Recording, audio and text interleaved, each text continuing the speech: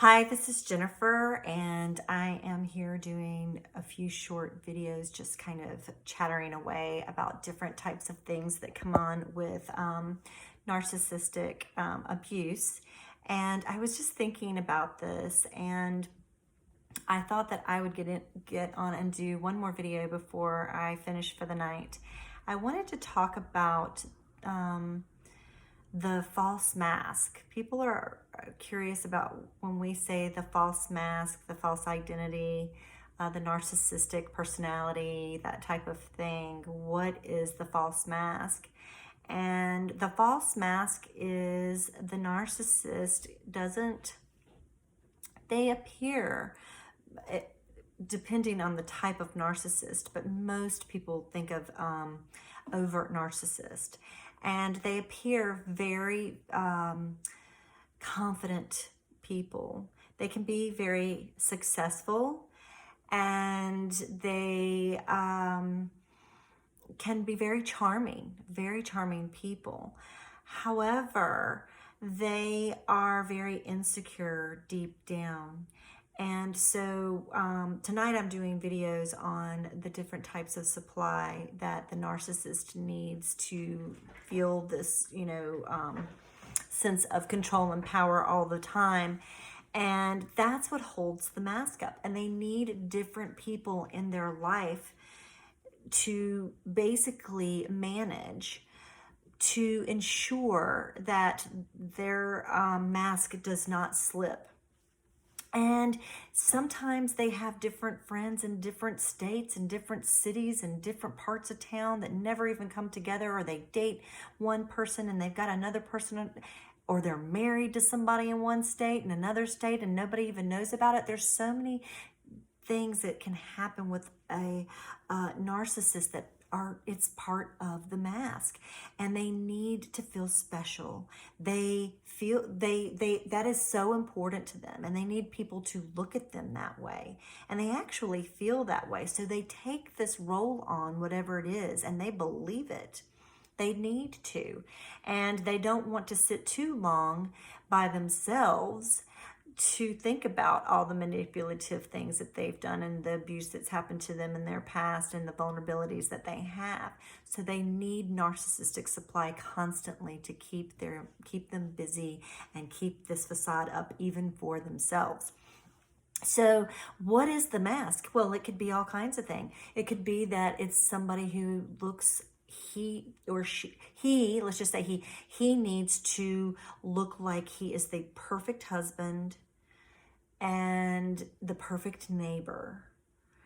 And yet inside the home, he is destructive and the worst type of husband that you could possibly think of, and actually hates his neighbors and can't stand his neighbors. But he needs to have that facade on the outside world.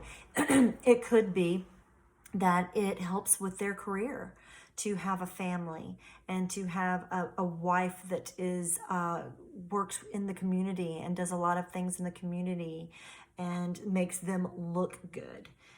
And so a narcissist, they don't connect on an emotional level with people. They can pretend for a while. And that's why when you are someone who doesn't live with them, you may not see it very often. Every now and again, you might get a glimpse and kind of question things a little bit, but they know how to charm things and smooth things back over so that you'll stop doing that. And so everybody in their life, they need them for something. So let's just say if you've been in a relationship with someone and they've just discarded you and they've moved on to the next person, and you're just like, I can't believe they did that. Like I'm mourning this. Well, they knew eventually this was going to happen. This happens all the time with them. And they always have sources of supply on the side that you may not know about. And, well, you didn't know about. And they've been talking to them and already been priming people to come in and to take your place. And it's so unless you have left them and caught them by surprise, then they're ready and willing to bring somebody else in because they've already been priming them up. they don't have an emotional connection to you. They didn't feel, you were just like this. And I need this, and once I'm done with it, then I just grab something else, and I'm able to write on something else. This is a book. I don't have an emotional attachment to the book, but when I'm done with it, I'm on to the next book. And that's how they see everything, everybody in their life. You are replaceable. And so they may miss something that you gave them that they needed.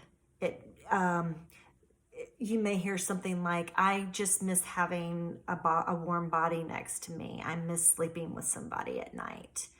But I don't really care about the emotional connection part of it. I don't really miss the person. I just miss the body. Or you'll hear things like that. And that's because that person they don't get it, that they're not emotionally connecting with someone. And that's why narcissistic people or antisocial personality disorder people, they have problems in their interpersonal relationships. And they may not understand why, but it's because they're not connecting. And they don't know how. And so they have their things to work on. The problem is that they hurt people. And because they don't have any empathy or very little, they cannot reason and see where you're coming from. And when you are talking to them and trying to tell them your feelings and that you're hurt, you may not want to hurt them or make them mad at you, but it gives them a narcissistic injury. And they can't deal with that narcissistic injury. And so they need to heal the narcissistic injury. And so they may lash out at you and call you a name, which gives them power, makes them feel good. They may leave and give you the silent treatment. They know that's bothering you. If you're calling them, that gives them the sense of power. It's this surge of energy that is jolted inside of them that heals that wound and keeps them from feeling empty and having to look at themselves, because they cannot introspect. They cannot do it. The narcissistic self will come forward and not allow that to happen, not for very long anyway. And so, because they don't want to feel those feelings. And so they will turn it and project it onto you. They will go off and hang out with other people and maybe stay out and go, like, say you were trying to tell them that, this really hurt my feelings when you said this. And they're like, and they can't deal with that.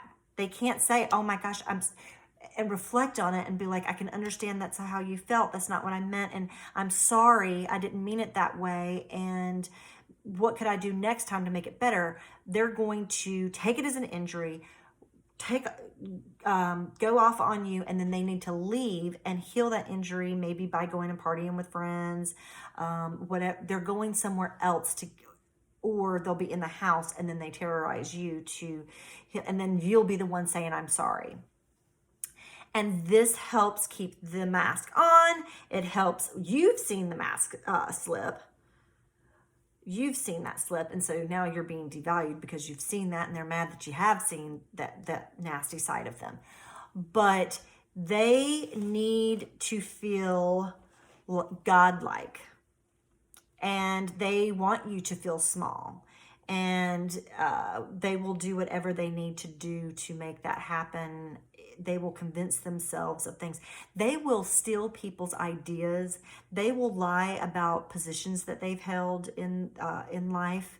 They'll say they were in the military when they weren't in the military. They will say that they've had jobs that they've never had. They will say that they've met famous people they've never met. They will say all kinds of things and have these grand stories. They always have really great grand stories. But a lot of times these stories were either exaggerated or they were somebody else's story, and they took it on as their life and their story, and they believe it. They need to believe it, and they're able to present it to everybody else as if that's their story. And because they want people to admire them. And so that is just an example of what that mask is. I hope I made it where you can understand. It's very confusing. And so yeah, I just wanted to do a video. It's a short one and I hope it helped. And I'm going to go and take care of me for a little bit, and then I will be back sometime this week to do another video. And I believe that one's going to be on the tertiary source of supply. So until next time, bye. Take care of yourself.